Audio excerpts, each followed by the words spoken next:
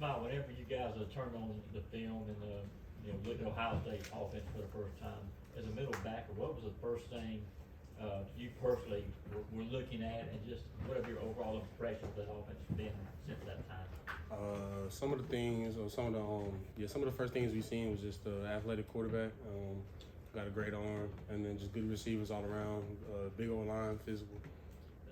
Zion was just saying that CJ kind of reminds me a little bit of Hendon Hooker. I mean, what would you agree with that, number one? And if so, kind of what ways would he remind you of Hendon? I don't necessarily know if I would say Hendon Hooker.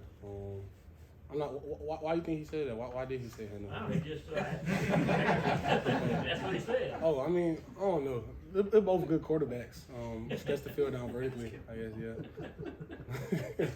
Everybody's got get back here and change his answer. Yeah, get Zion back in here. Oh, no, I personally, I don't know. I was just wondering like what he seen to say that. But yeah, they're both good quarterbacks though. Can stretch the field vertically.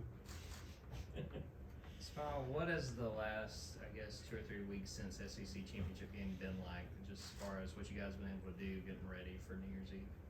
Now that class is over, we got like some more time on our hands, so more time recovering, and then just getting back to it, working on the basics, trying to get better.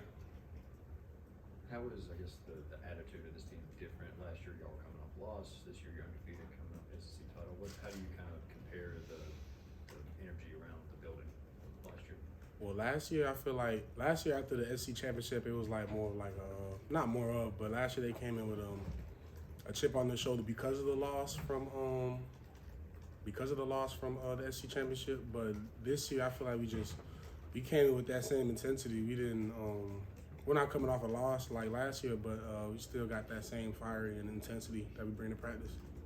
You guys, obviously, you gave up 502, not you personally, the team gave up 502 yards passing to LSU.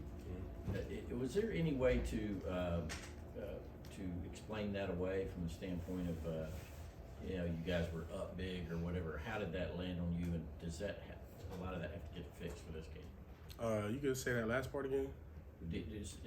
How are y'all approaching what happened in the LSU game from a passing loud standpoint?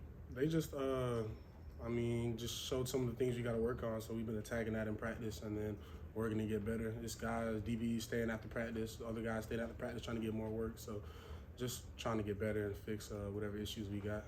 I guess what I'm trying to get at was any of that, you guys were up and in control of the game. Did you guys relax a little bit maybe in the LSU game, or was that just them making plays? I'm not necessarily sure. I don't really got a concrete answer on that. I don't want to just like throw anything out there. Sure. Yeah, I'm not sure. Smael, you guys have a number of guys who have already come in this week from this recruiting class. What have you seen as those guys are trying to get adjusted and understand for the expectations?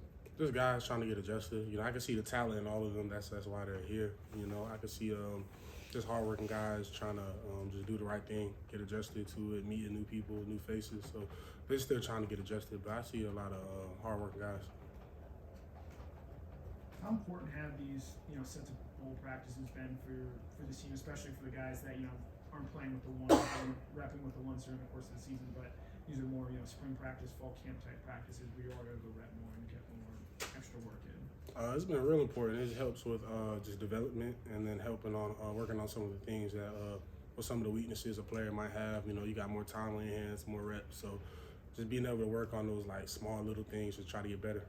With those younger guys who have showed up, a couple guys at your position, Raylan and CJ, have you had any interactions with them since they got on? Yeah. I like them. Any early impressions on what you got to see from those guys? Just hardworking guys, hardworking and athletic. How valuable do you think it is for all those guys that have come in to kind of get a head start, getting ready for the rest of their? I think it's real valuable. It puts them like a step ahead of the curve versus the other guys who didn't come in as early.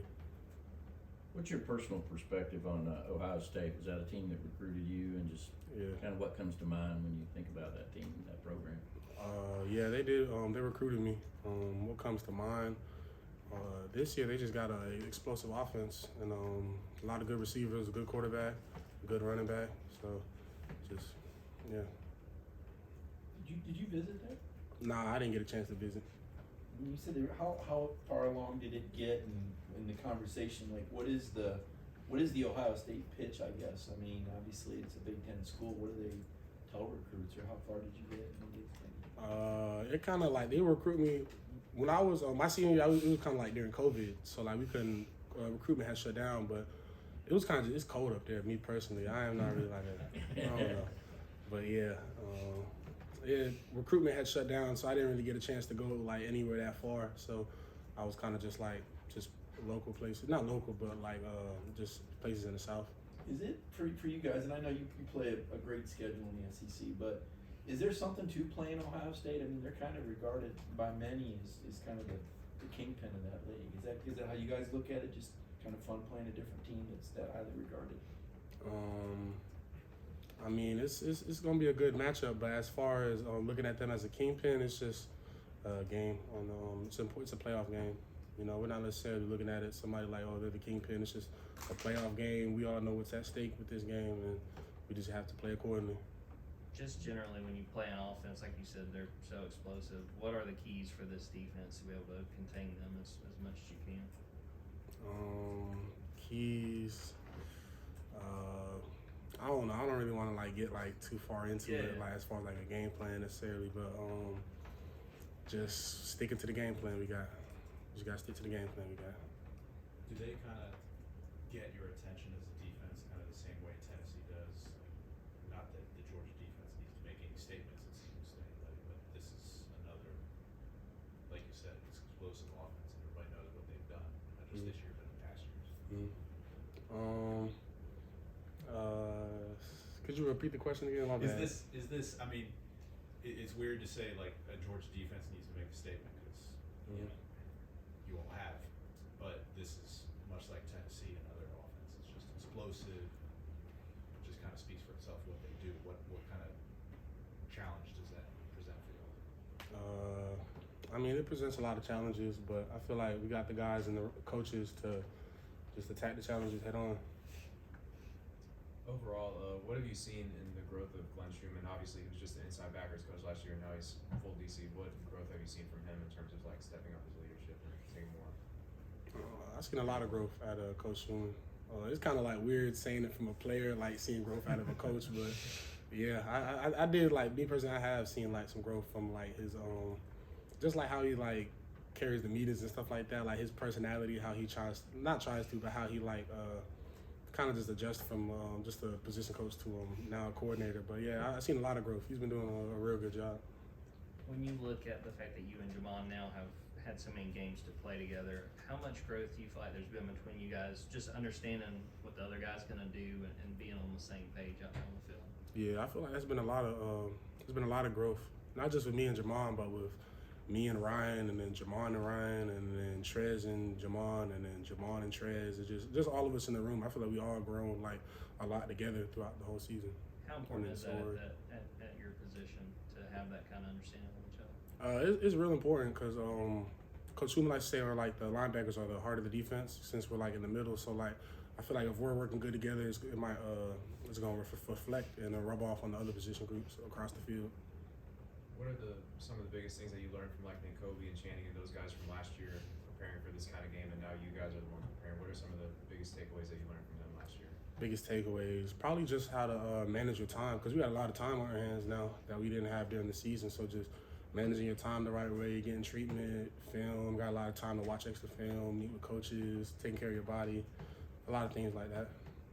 I realize you're not in the huddle with Stetson, but he seems to come up big in postseason games. What do you see from your vantage point about Stetson as a leader, particularly this time of the year? From the reps we get against the offense, I see he's just a competitive guy, wants to win every rep. So I feel like he takes that approach with a lot of the things he does, competitive, wants to win, and then I feel like he puts that work in.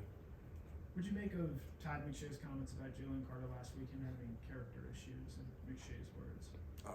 I mean, I never had no type of, I don't think a lot of people have any type of problem with JC. Everybody loves him in the locker room. So I was kind of confused where that came from, me personally, but I don't know. I don't see no character issues. JC is one of my close friends on the team. How did he kind of take those comments?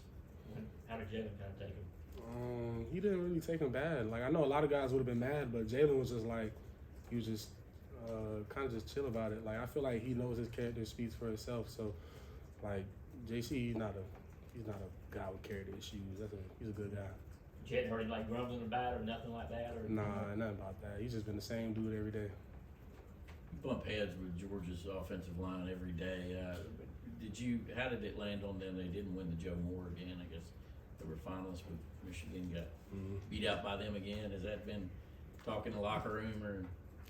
Not necessarily, or not that I've heard of talking in the locker room, but the way they've been working is like they, I don't know, they just still been working just as hard, been pushing each other. So I don't really think it's affected them any. Maybe it's motivating them more, but I don't think it's negatively affected them any. Got time for two more. What's playing alongside Ryan Davis? I know his nickname's Trouble, but Yeah. how's he in the huddle and in the locker room?